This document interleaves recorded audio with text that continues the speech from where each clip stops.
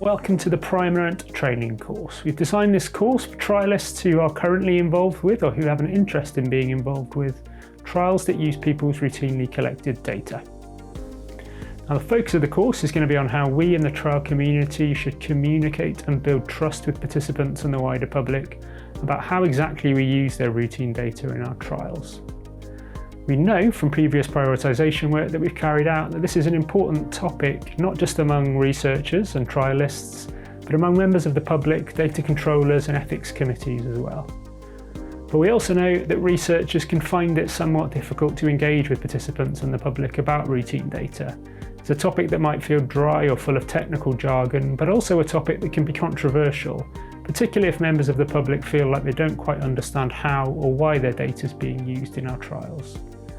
So the purpose of these modules then is to have a look at why it's important that we build trust with the public about routine data,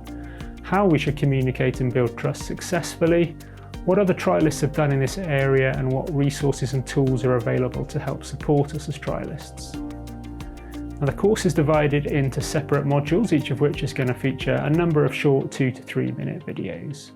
In the first module, we'll outline the scope of the training course and introduce some of the key concepts to consider when we think about how to communicate and build trust with participants and the public. In later modules, we'll have a look at some of these ideas in a bit more detail, talking about the importance of public trust in routine data work, why we need to consider trial-specific factors when we think about how to communicate, what trials units might want to do to promote trustworthiness around the use of routine data, how trial teams can communicate effectively with members of the public about routine data,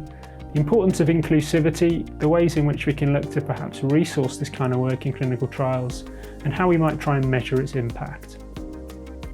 Importantly, throughout each module, we'll also take a look at some case studies that illustrate examples of where trial teams have been successful in applying some of these ideas in their own trials.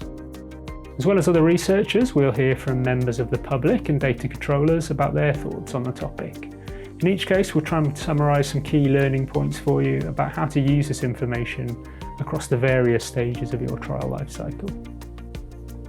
In each module, we're also going to introduce some further reading, resources, tools, or any published guidance we think could be helpful for trialists in applying some of these ideas in your own work. And finally, at the end of each module, we'll ask to add your own reflections, an opportunity for trialists to add thoughts, experiences in an area, after all, where we're all looking to learn from each other and improve. So we'd really encourage you to share your thoughts wherever possible. Okay, so we hope you enjoyed the videos and find them useful for your own work, and we'd always welcome feedback or any further questions you may have.